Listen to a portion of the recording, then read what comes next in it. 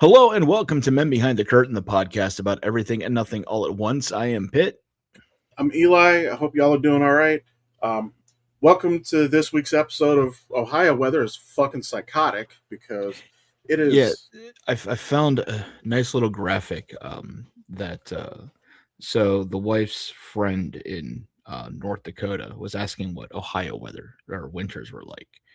And I found an interesting graphic. And according to the Ohio March Madness this month, asteroid explosion, tornado, snow squalls, um, Lake Erie Psyche. I live near Lake Erie. Have no idea what the fuck that is. An unconfirmed Bigfoot sighting. 0 degree wind chill. Blowing dust storm. 80+ mile per hour hurricane force wind. Flash flooding. Microbursts. Earthquakes. Random 75-degree sunny day and severe thunderstorms. And that was just the last 2 weeks. And today it is 83 degrees out right now. So, yeah. It is and I was out here, I think, in my coat last week, like in my leather jacket. Like, yeah, that tracks. There was snow on the ground last week, so. Yeah, this does not make any fucking sense. I will say, honestly, this week has been pretty quiet on the news and political side, which is, honestly, it's nice, but also a little worrying. Well, I mean, he did say a lot of dumb shit this fucking week. Yes. So for those of y'all who are not aware of this, so Robert Mueller just died. And Robert Mueller, I don't have any strong opinions on him one way or the other. Yes, the Mueller report, that's what it was. I was about to say Steele dossier, but no. He didn't do the Steele dossier, but I think he used the Steele dossier. But anyway, yeah. Fucking Timu Tyrant put out his Timu Twitter that, I'm glad he's dead. That is going to age fucking beautifully. Yeah. I mean, and you even had J.D. Bowman going on record saying, it's like, talking about all these people that were celebrating the death of Charlie Koch and, whatnot. So, I mean, he's talking about how they should be losing their jobs for saying such things. So they're a teacher. Maybe the school shouldn't get any more funding. Maybe they should, wind up not. Yet his fucking cunt of a boss is doing the same shit. The hypocrisy in this fucking administration is beyond ridiculous. I'm actually surprised the Onion is still up and running. Although, you just made me think of something. There was a stand-up comedian. I found his videos on TikTok. He has an Instagram, but apparently he's not posting to Instagram. And he was doing a couple of different jokes, and one of the ones he talked about, so he starts off the bit. He's like, I still can't believe that somebody shot Charlie Kirk without hitting him in the gums. And I posted a picture of Butthead from Beavis and Butthead. No words. It was just the picture. And I got so many people who fucking got what I was saying. I'm like, I love that I don't have to explain this. Yeah. No, it's absolutely ridiculous. I mean, they're at war within their own fucking party. And I'm waiting for the complete mental fucking and physical collapse of these dumbasses. Every single one of them. Yeah. I can't wait because I keep saying, like, there's going to be a power vacuum on the day it finally happens, which I have to say it that way to keep since the Chinese spy is no longer watching me, I have to watch out for the American spy. On the day that it happens, there's going to be a power grab. There's going to be Vance, who has the personality of used toilet paper.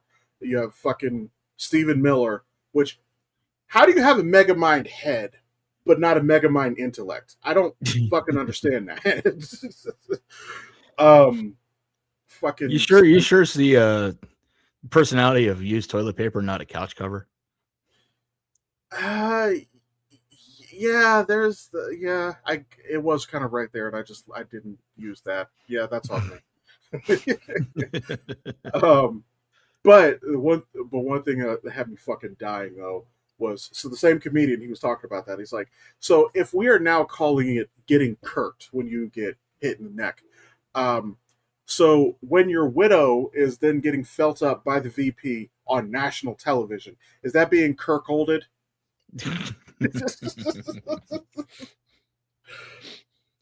Well, Which, I'm sure there's a chair in the corner. which I mean, It's a uh, lovely duvet. which obviously this joke has been made for the last 6 months, 7 months, whatever. I was trying to phrase it not to trigger the meme, but it's, um, but we've been saying this for the last several months now. Is that per Charlie's own logic, Erica should just fuck off and go home, right? Like, Yeah. what is she still doing in the public eye now? Running Turning Point, and then she fucking buddied up with Nicki Minaj, who Charlie called a terrible person and a terrible role model. I swear these fuckers have like literally no fucking hard boundaries. They grifters, all of them. Fuck them. Yeah. So I have to retract something I said last episode. Um, I referred to a plant as Formica, which happens to be a fucking countertop. This tells you exactly how much I know about horticulture and certain things. Um, it starts with an F, Forsythia or something. I have no fucking clue. I was actually I thinking about that for four sets, yeah, something like that. Yeah, but yeah. So I retract that. I'm an idiot, which I already knew. But I would always like to see a Formica tree because then I could just get countertops. Just hey, there we go. I mean, shit, it would be nice to be able to grow shit like that. On a kind of unrelated note, I know my wife has actually she bought a couple vases specifically for like growing avocados. Like she saved a couple seeds, and we're gonna see if it can sprout anything. She's only had it for like a week and a half, so nothing yet. But Fresh avocados. and actually, you know what? I'm going to use that as kind of a segue here. So, no, real quick before we move on. So, look, again, the news cycle has been a little bit slow last week, but Donnie was happy that Robert Mueller's dead. He publicly said it. So fuck it, you're just cunt of the week, which Yep. honestly is kind of a standing invitation. Um, but speaking of the avocados, I'm going to use that to pivot into the, um, if you know, you know, the avocados at law. So, Fuck. Daredevil. So I know the Marvel is really ramping up right now. We've got the new Daredevil trailer, which looks fucking incredible. And which it which starts which Tuesday, drops? Yeah, Tuesday or the tonight. day that this drops. Yeah. Yeah, tonight. Um, I oh, you know what? I also forgot, and we can get back to it in a little bit. But Invincible just started back up too. But I'm let me back up a little bit. Yeah, but with Daredevil, I am super excited for this. Like Jessica Jones has been all over the trailers, um, and I really like Kristen Ritter in the role. I Jessica Jones is not a character that I connect with very well, which is not a that's not a negative on the character. She wasn't written towards my demographic, and that's okay. But I love her in the role. She's entertaining, she's believable, and she really has nailed that, like that I could give a fuck less attitude. Um, couldn't give a fuck less, but I love her in it, and of course, Charlie Cox, Vincent D'Onofrio. We've talked ad nauseum about how much we love them in their respective roles. I'm excited for this. Yeah. I want to get I want to give Kristen Ritter a chance, maybe, and it might for me. The Jessica Jones series fell flat. For me, the only saving grace was David Tennant. Um, so I'm really wanting to see now that Daredevil has fallen under the Disney Marvel universe. The with with the producing of all the movies and television shows now, I'm really hoping that for me that they actually bring more to that character because not like it was a bad show for me. It was just because I didn't give two fucks about Jessica Jones, you know, at all. It was like one of those things, kind of like with Iron Fist. I did not give two fucks about Iron Fist. These are. comic book superheroes and stuff that I just didn't give two fucks about. Yeah, and that's kind of what I was saying. Although one thing that I will say, so Daredevil kind of generated a little bit of interest already, just because we all remember, for better or worse, the movie. And the funny thing is that the Daredevil show has made me hate the movie more, because the movie actually did get a lot of lore things accurate. His relationship with Elektra, Bullseye killing Elektra. Um, there were a lot of things that they got right about it. Um, Also, funny that John Favreau is in that as Foggy, and then John Favreau comes back as Happy Hogan. That's just a funny coincidence. Well, I think, and I think for the most part, I think that's probably John Favreau's like kind of go-to thing is playing that little bit of a sidekick. I mean, think about it. He comes back as Happy Hogan. I mean, suits him perfectly. The role is perfect for John Favreau. Even when he was playing Foggy in that movie, the role suited him. And I think it has to do with John Favreau's character, his writing and directing style, and even into his acting. I think if you look at the movies John Favreau's in, he's always playing kind of a more obscure thinking type character, but always kind of like one of those off to the side type characters, like in Couples Retreat, where, he was playing the one husband where he and the wife were kind of having difficulty and stuff like that. And he goes in for the massage and he thinks it's a happy ending type massage and all this other stuff. And even in, go far back as The Replacements, where he's playing the linebacker who's the cop, who's like, he's like, when Keanu grabs him, but he's like, remember what I said about red shirts in practice, type thing. Or, Gene Hackman was telling us, like, give me the ball. I want the ball. You want the ball. I want the ball. Give me the ball. And so it's those types of characters, along with his, because he's got great comedic timing. So along with his directing style, his production style, his writing style, the acting, I think it's more of a natural role for John Favreau at this point. Yeah, no, and I would agree with that. And to your point, just kind of getting back, like what you were saying, I kind of agree with you about you with Kristen Ritter, and Jessica Jones. God, I should not try to say those at the same time. um, but no, and that's what I'm saying. Like, her character was not targeted towards my specific demographic. David Tennant was phenomenal on the show, and that goes to what I've been saying for years, which is that the villains on Netflix, the villains were consistently the highlight of the show. Um, Punisher is probably the exception to that rule, and that's because John Bernthal. I think this is one of those things, like, he was born to play that fucking role. Oh yeah, Like, absolutely. But my thing is this: going to the Punisher. Okay, yes, he is a hero, but he's more of that anti-hero. To where it's one of those things that you really didn't need a standout villain when you have the lead of the show, this hero of the show, who is just as violent and sadistic as a normal villain.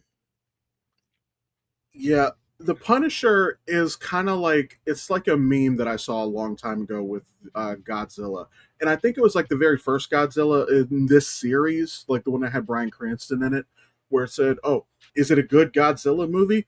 Yeah, as long as what you want is like a shit ton of like destruction and stuff. Yeah, that's what a good Godzilla movie means. Um, like, which is true. Like, the one with Bryan Cranston is a fantastic actor. I have no bad thoughts about him. But with the human element of that movie, I didn't give a fuck. But applying that to the Punisher, sure, the Punisher wanting to avenge his family, the Punisher wanting, and I can't remember the actor's name, the guy who plays Billy, Jigsaw, the one with the scarring. While he was a good villain, I don't give a fuck. Like, Frank, in and of himself, was endlessly entertaining. Like, is it a good Punisher show? I don't know. Did he fuck a bunch of people up? That's what the Punisher does. Um, but yeah, the Punisher I would say is the exception to that rule because Daredevil, Kingpin. Now, as good as Charlie Cox is for Daredevil, um, Wow. whoa, Wow. whoa. But as good as Charlie Cox is in that role, Vincent D'Onofrio as Kingpin just steals every fucking scene that he walks into. Um, and then Luke Cage. So Mahershala Ali as Cottonmouth, absolutely fucking fantastic villain, and I wish they'd have kept him around longer. Viola, wait, was that Viola Davis or because Alfred was that Alfred Woodard? I think because It was I Alfred actually Woodard. I think it was. I genuinely confuse them sometimes. Like Alfred Woodard and Viola Davis actually have very similar features. I actually thought, and and this is me just stupid me. I actually thought it was the same person. Like in movies, it's like, oh, I absolutely love her in that movie, and people are like, that's not her. I was like, what are you talking? You know, and I seriously thought it was the same person, and I never really paid attention to the crediting name. You know, I was like, it's just me Yeah, being stupid, and it's like, and they're both very talented actors. So, and maybe it's a thing. Maybe it's because they keep getting similar type roles and they deliver, you know, competently and with a powerful performance every 100% of the time. yeah. Um, but yeah, Alfre Woodard as Mariah was entertaining, but her character was always way in over her head. She was not as entertaining as Cottonmouth. However, Shades, that motherfucker was entertaining in Luke Cage. And to your point, David Tennant in Jessica Jones was amazing.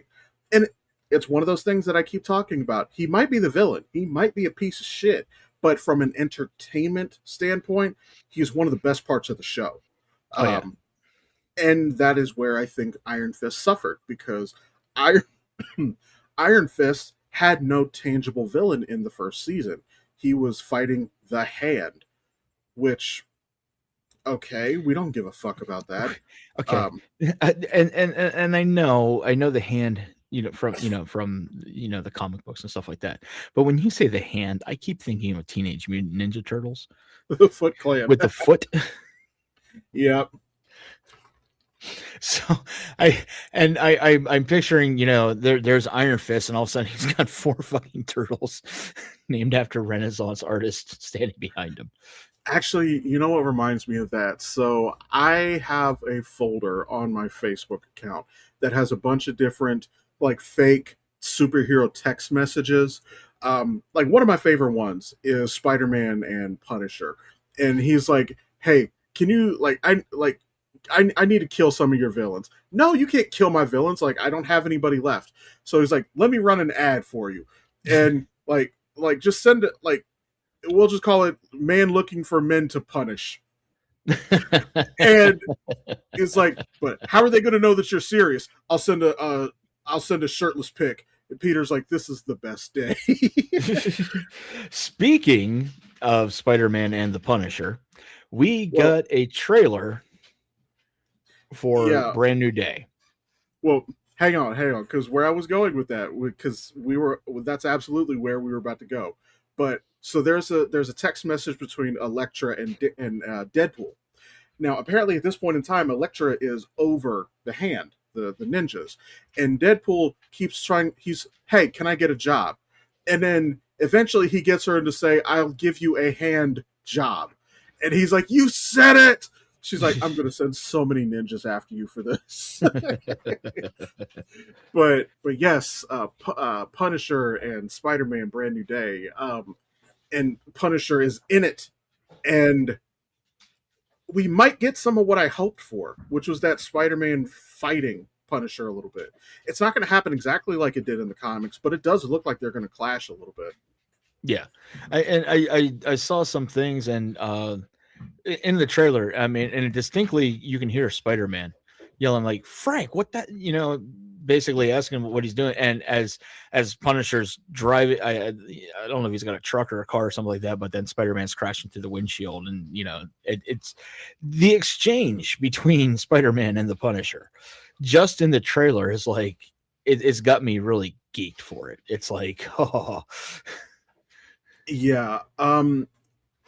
I have said this since Civil War. I will continue to say this. Whatever your complaints about Disney handling Marvel are, Disney absolutely has a perfect bead on the character of Spider-Man. And Tom Holland, I will die on this hill, is the best actor we have had to date. Tobey Maguire was great for one reason. Andrew Garfield was great for another reason. Neither of them had the dichotomy of the character between Peter and Spider. Tom Holland does. And it prove I can prove this because if you go back to the airport fight scene in Civil War, if this was not a Disney movie, everyone on both sides of the fight would have said, "Shut the fuck up!" well, I'm actually I'm hoping because what we need because we're getting Spider-Man and the Punisher, brand new day, and I'm hoping in some way, shape, or form, even if it's just a 3 to 5 minute scene, even if it's just one of the outro scenes, that we get Spider-Man and Deadpool with their banter. Oh god, Because the movie. remember, every Deadpool, every universe has its own Peter. Yep. Um, I would love to see that because their banter, like Deadpool, is just a murdery version of Peter. Like depending on the depiction, Peter breaks the fourth wall too. Yeah. They're both as mouthy. They just irritate the shit out of people. They're honestly, one is more kid oriented, one is more adult oriented. But if you remove that element, they are not very different characters.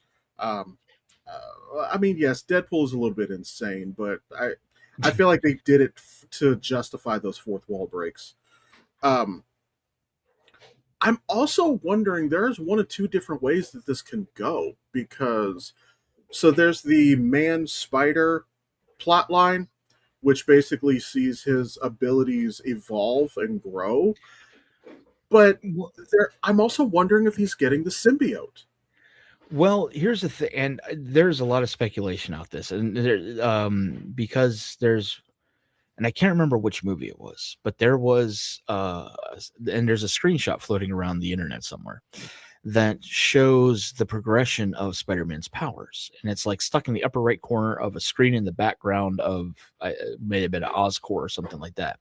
But there is a progression of Spider-Man's powers because they're sitting there talking about the evolution of a spider as it matures, and then because we already see them in uh what's the other Spider-Man with Oh, Ramirez, wait, Ramirez. Hey. the Puerto Rican kid, Oh, you're talking about Miles? yeah, Miles Morales, that's it. Yeah. Not even Ramirez is fucking Ghost Rider. Anyway, um so with Miles Morales, we see there's a differentiation in some of Miles Morales' spider powers as opposed to that of Peter Parker's. But that is a natural progression of the spider's maturity with the camouflaging and stuff like that. So we might see Spider-Man having some new powers. We already know he's not fighting at full strength. I mean, that is a given in every single altercation Spider-Man has faced thus far. He has not fought at full strength, except for the time when he almost beat the living hell out of Green Goblin, which was in No Way Home. Yeah, and Goblin was just fucking cackling the whole time. Um, and I love it because that actually also shows Green Goblin's durability because I believe we've talked about it on here before, but for those of y'all who are not aware of this, so there's a comic run where Dr. Octopus Octavius actually swaps minds with Peter, and he is out to prove that he can be the better superhero. And hence we get Superior Spider Man, which, by the way, he does have one of the best suits. Like, he genuinely does. He has a great fucking suit. He was fighting Scorpion, also in this movie, in suit. Um, Punched his mandible the fuck off. And the first thing that Octavius realizes, like, he was that strong the whole fucking time. So like yeah, and that's the thing, and I feel like it kind of gets glossed over when Andrew Garfield talks about after he lost Gwen and he got bitter, he stopped pulling his punches. I'm like, wait a minute, that's a scary fucking Spider-Man. He stops pulling his Yep. punches. Like I'm like, y'all don't like, if you're not a comic book fan, you don't understand. That is fucking terrifying if he doesn't pull his punches anymore. Yeah. But Speaking of superheroes and villains, the final season of The Boys is coming out next month, and we have trailers for that as well. yeah, and actually I talked about Invincible a second ago, and this is going to apply to both Invincible and The Boys. Amazon does an absolute piss poor job of marketing their content because I wasn't even aware of Invincible coming out for season 4 until somebody in one of my discords mentioned it. I had no fucking clue. The Boys, there have been some advertisements for it, but with the popularity of the show, they should be pushing it a lot harder than what they are. Um, but I am so excited for this. And also, like they're Vought Rising, we're supposed to get that. Yep. Nobody said, well, they probably can't say shit because there probably isn't much to talk about yet. Well, from my understanding, Vought Rising is supposed to go back to the origins of Vought. So they're bringing back the Nazi cunt. Stormfront, They're yeah, bringing back Stormfront, which they're also, from my understanding, bringing back Jensen Ackles as Superboy or as Soldier Boy. Soldier Boy. So yeah, it's going to be rather interesting. And from what I actually heard, there might be a third season of Gen V. Um, I would like to see it, but I think they have to wait for how season 5 plays out Yes. because Gen V ends with Starlight recruiting them. Or I don't know, is she still even using the name Starlight? Because like she just always introduces herself as Annie now. Yeah. Well, I Um, mean, you know, fuck it, I say Starlight. Starlight, Y'all know who I'm Annie. talking Yep. about. But so season 5 ends with her recruiting them. Marie will have an axe to grind against Homelander. I mean, most people have an axe to grind with Homelander, but he actually confronted her directly, so she'll have a little bit more than most. Um, so I think the kids from Gen V will 100% appear in season 5 of The Boys. So I don't think they can announce a season 3 until that because as of right now, I don't know if Marie is going to live or die. And Well, Marie is the main character. yeah, from what I heard about a potential third season of Gen V, they would return to a third season, but it would not involve Marie. At least this is what I have been reading. And I can see that, but it kind of depends if they're going to return to God You, because Marie won't. I don't think that that's really up for debate. She's not going to go back to the college. Why would she go back to the college at this point? Um, Yeah. Apparently, I need to empty out my recycling out here. I have a little bitty trash can that I keep out here, and like I just empty like my empty water bottles and shit. Bottle flip it. Bottle flip it right there over your left shoulder. There's like what? Just see if you can get it to land. Bottle flip it. Oh, you're talking about on. God damn it! Yeah, Yeah, right, you're right talking there. about over there. No, Well, that's your right. Your left. well, I mean, if you're Your talking left, about on right the there. left, that's the table right here. Yes, yes. See if you Oh, can bottle flip it on the table. oh, Do it. I won't. Well, first off, there's nothing in here, but I'll do it anyway. yeah, yeah, that completely went over the fucking table. um, but yeah, so she's not going to go back to the college. I think that that's not really up for debate. So if we get a season 3 and they go back to the college without her, okay, I can see why Marie would no longer be the main character. But I think that that's risky because none of the characters are going to come back probably. So that means you would start season 3 and you have to kind of rebuild your main cast. Like you're still going to have some of your supporting characters, like the fucking mind control dude that she exploded his dick, or um, some of the other people that were, because also the other one, the guy who was like seeing puppets and shit, he's not Yeah. going to go back to the college. Um, I and the uh, I think the one who can switch between male and female, I, yeah, and and it sucks because I can't remember the actors' names for both for that character or the name of the character, but it's actually one of my favorite characters on that show because I think it's one of the more complex. they are. Um, Although, well, I don't like the way that they just immediately tried to center that character as a trans individual, but the character didn't like it either. The Yeah, character's like, I'm not. But they're like, well, we're going to say that you are because it's good PR and blah, blah, blah.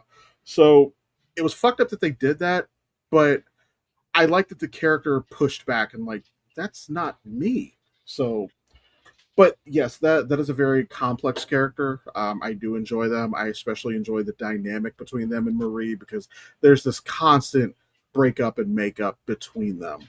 Um, Although there is a lifespan on that, after a while we're not going to want to see that shit anymore. But that's fair. it does make for entertaining television for a while.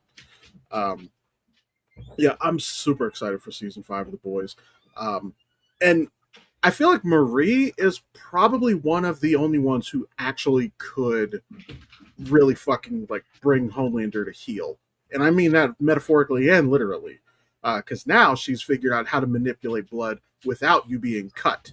Yeah, Now she is a fucking problem. she's a bloodbender. Yeah, she really is. Um, which, yeah, I love how they did that with Avatar because, like, oh, they're actually manipulating the water in the blood. No, no, no, no. Marie's like, no, I'm manipulating the fucking blood. Um, but like I said, can you imagine getting into a fight simultaneously with Marie and fucking Quake from Mm, like you would be so fucked in that fight. yeah. Oh, absolutely. No, because I see I see the trailers from the boys, and particularly the one they keep playing over and over. I think it was the first trailer was Soldier Boy asking Homelander, like, did you fuck me in the ass? So I'm kind of curious because remember on Gen V, he was one of the people that escaped with them, who would suck people into his ass and teleport them like to other places.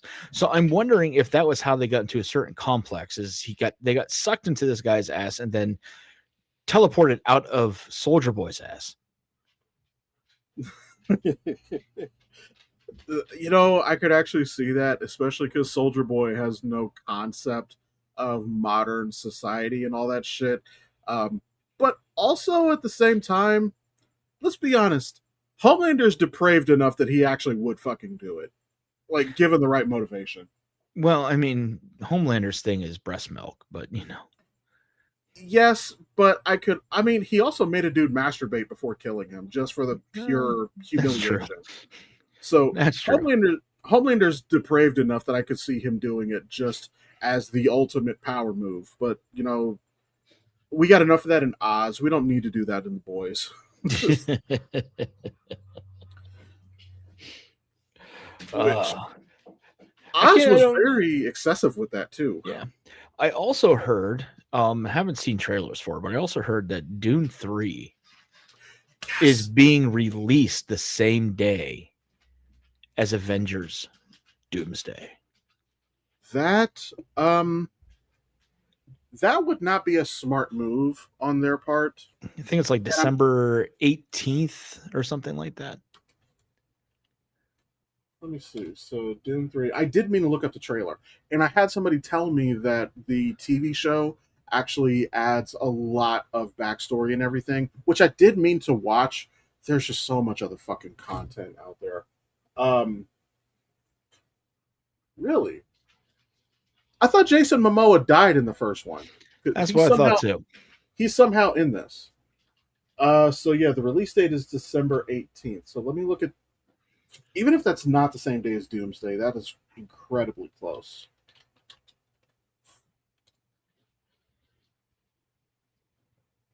It's the same day.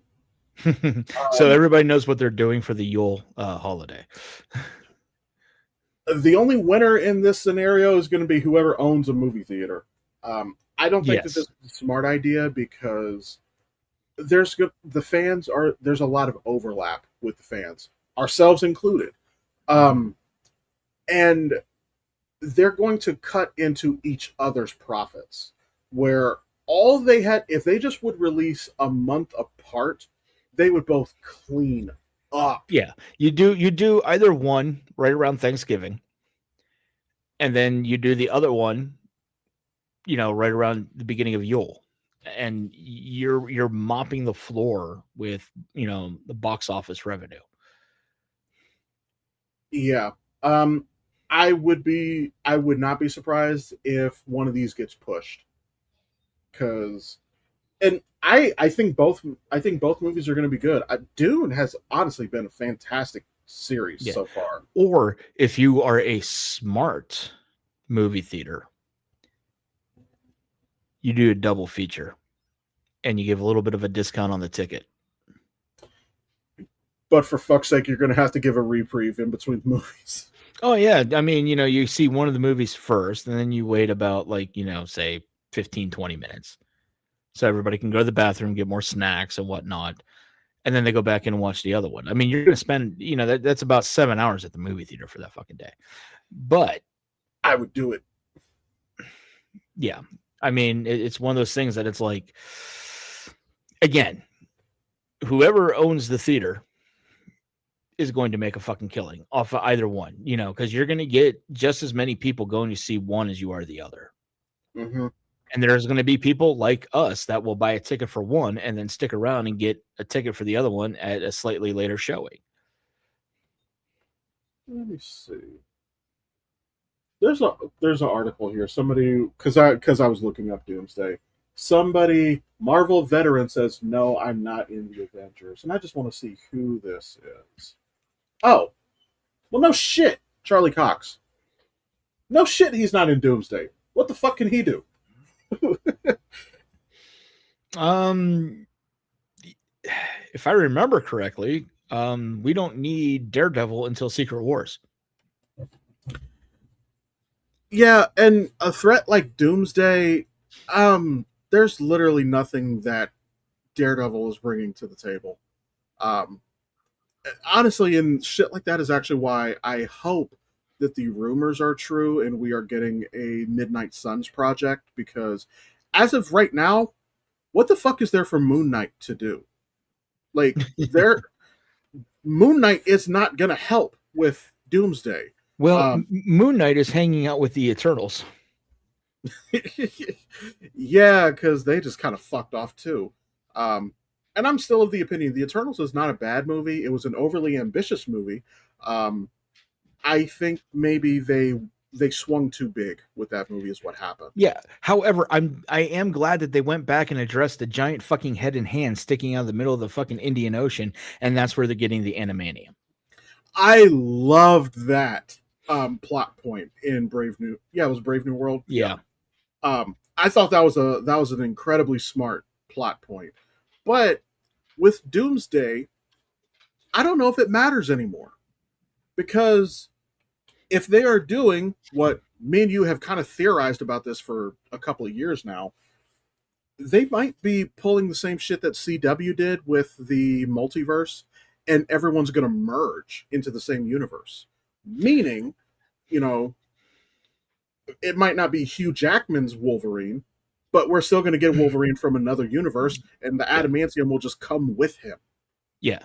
And that's very possible. And considering the fact that basically Loki is in charge of the entire, you know, time threads, you know, branching off of him because he's now Yggdrasil. I love that imagery when they did that. Yeah. Uh, So I mean, it's a potential. I mean, and that might be instead of pruning, the different universes, that might be the key to it is to weave them together. maybe, and that could potentially also bring some closure to the Kang thread that's just kind of out there after Quantumania. Um, Yeah. because yeah, after Quantumania, like there was a fucking stadium of Kangs. So most fans are gonna say, well, what the fuck is happening with this? Why isn't this a bigger threat? So if he somehow does merge everything into a single timeline, like the CW, um, that could eliminate all of those Kangs, except maybe one. And I don't give a fuck. Recast it. I don't care. Kang is a very interesting character. They just completely dropped the ball with the presentation of it. Okay, Jonathan Majors is, hands off. He, legal problems, yada, yada, yada. Okay, fine. Kang is a multiversal thing. We've already recasted War Machine. We've already had Peter Parker with three different faces. I'm pretty sure they've recasted other people too. Um, but yeah, y'all can recast Kang and bring some closure to that storyline. Because I hate those threads. I hate when they're just out there. Yeah. But yeah, I mean, Dune 3 and Doomsday released on the same day. That is not smart. But yeah, I need to brush up. I need to rewatch both of the Dune movies. It's been a while since I've watched them. I've only watched either of them once, start to finish. And I think it has more to do with just how long the movies are. They're good movies. I say this as a Tolkien fan. They're long. um, so I do enjoy them, but I need to set aside time to actually watch them, and I just haven't. Um, I might move on to Dune, Messiah, the show, after I finish Strange New Worlds, because that's going to be. I might start that tonight. You should, because you got to get to the crossover episode as soon as possible. I will say from his short stint on Discovery, I do love Anson Mount as Pike. I think he's fucking great in the role. Oh, wait till the hair! Wait till you see the hair for Strange New Worlds. It gets bigger. His little pompadour. Yeah, and what's even better is there's an episode, the start of season 3, where the hair is just absolutely ridiculous. But you'll understand why, because I don't want to give away any spoilers to it, but you'll understand why the hair is even bigger. But yeah, But actually, one thing I do want to mention though, because it's with us talking about Star Trek. I this may not fall on any ears worth that have any ability with this, but so my understanding is that Discovery was technically canceled, but they had enough notice to wrap it up and give a closure to season 5. With the epilogue or yeah, epilogue. Um, I actually think that we need more shows like that because Discovery was a fantastic fucking show. It really was. It was a great addition to the Star Trek universe. But most importantly, they landed the plane so well and ended up wrapping up the series. And we need more people to do that. We don't need like Supernatural had 15 fucking seasons for no reason. Um the original showrunner only wanted 5. And sometimes it's okay to end even at the height of your popularity because you don't want to overstay your welcome. Um, Heroes is a really good example of that. How it just got so bad or Walking Dead. Walking Dead is a great example that they overstayed their welcome. Um, it's okay to end at the height of your popularity because if you plan ahead, if you do it right, you can end it with a neat bow on it, and there's very little um, threads remaining. Breaking Bad is a good example. Breaking Bad, yes, we got the El Camino movie that took place afterwards, but truly we didn't need it. It was more a fan service thing. Um, Speaking of which, I don't think we mentioned it before. I'm backtracking here. We talked about it before I started recording, but yeah, Punisher has a 60-minute special coming out on Disney. So I'm hoping this will show how he gets away from the cops at the end of Daredevil and why he's a free man when we see him in Brand New Day. Somebody needs to bridge that gap, and I hope it does that. But yeah, yep. we need movie producers and TV producers specifically, learn to end your show on a high note and actually like end everything. Stop with the fucking cliffhangers because you're baiting the studio to give you another season. Because sometimes they don't, and you're fucked. So like Firefly, I think that's what But happened with Firefly, isn't it? well, Firefly was canceled before it even aired. Um, but speaking of Firefly, they are coming back, but they're coming back as an animated series. Yeah, we were talking about that last week. Apparently, it takes place somehow between the show and Serenity, which you were telling me Serenity is a prequel. Um, Yeah, so I don't know. The timeline sounds like it's going to be fucky, but I mean, maybe it'll help tie everything together and make it make sense. we're only hoping.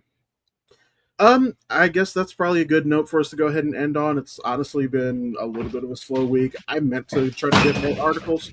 Was that Loki? Well, they just knock shit over. All right. Well, but anyway, so thanks for watching, thanks for listening. I have some Men Behind the Curtain merch that is going to be showing up in the mail. Y'all get to see me wearing it, hopefully next week. But depends how long it takes to ship. Actually, how long did yours take? About 2 weeks. Okay, so probably this time, probably in 2 weeks, I'll have that. Um, Also, I did watch that movie Fallen that you recommended. Ah, Um, Honestly, that's a great fucking movie. It holds up really well. Like if they made that movie today, they would have to change next to nothing about it. It holds up really well. Um, but yeah, the opening scene is a little bit of it's almost a giveaway, except for the fact that they expect you to forget about it by the end of the movie. yeah. But yeah, anyway, so thanks for watching. Thanks for listening. Feel free to check out our other socials. Go check out Valmont. Also, you can check out the Patreon where you can see all of the extra stuff, which I still need to write up a new short. You know, we have other stuff that happens over there all the time, including the table reads, because our table reads are just fucking unhinged. It's, uh, other than that, we will see you next Tuesday. All right. Be you.